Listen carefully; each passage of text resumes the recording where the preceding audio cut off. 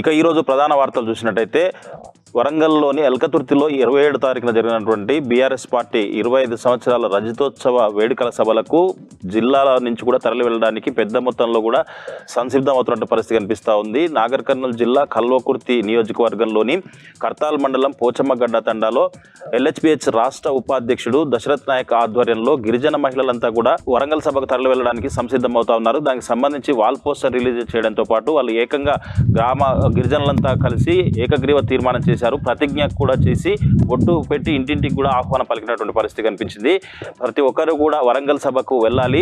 గతంలో కేసీఆర్ ప్రభుత్వంలోనే గిరిజనులకు న్యాయం జరిగిందని, మా తండాలో మా రాజ్యం అనే నినాదంతో తండాలో రాజ్యాధికారం కల్పించారు. మిషన్ భగీరథ నీళ్ళు ఇచ్చారు. మళ్ళీ కేసీఆర్ అధికారంలోకి కేసీఆర్ ముఖ్యమంత్రి అయితేనే గిరిజనులకు న్యాయం జరుగుతుందని చెప్పేసి కేసీఆర్ సభకు వెళ్ళి కేసీఆర్ చూసి ఆయన చెప్పింది విని మళ్ళీ తిరిగి రావడానికి మేము సంసిద్ధంగా ఉన్నామని చెప్పేసి కూడా గిరిజన మహిళలతో పాటు గిరిజన తండాలన్నీ కూడా ముక్త కంఠంతో తీర్మానం చేసి 27వ తారీఖున వెళ్లేందుకు సిద్ధంగా ఉన్నట్లు గిరిజనులు తెలుపుతున్న పరిస్థితి కనిపిస్తూ ఉంది.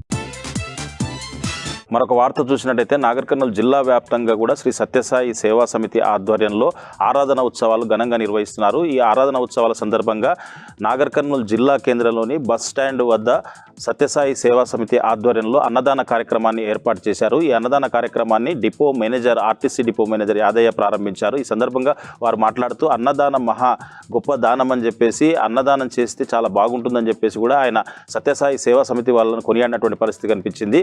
మొత్తంగా ఒక అన్నదానమే కాకుండా సత్యసాయి ట్రస్ట్ వాళ్ళు చేస్తున్నటువంటి సేవలు కూడా ఎంతోమందికి ఉపయోగపడుతున్నాయని చెప్పేసి ఈ సందర్భంగా ఆయన చెప్పినటువంటి పరిస్థితి కనిపించింది. ఈ కార్యక్రమంలో సత్యసాయి సేవా సమితి కన్వీనర్తో పాటు చాలామంది కూడా సత్యసాయి భక్తులు పాల్గొన్నటువంటి పరిస్థితి కనిపించింది.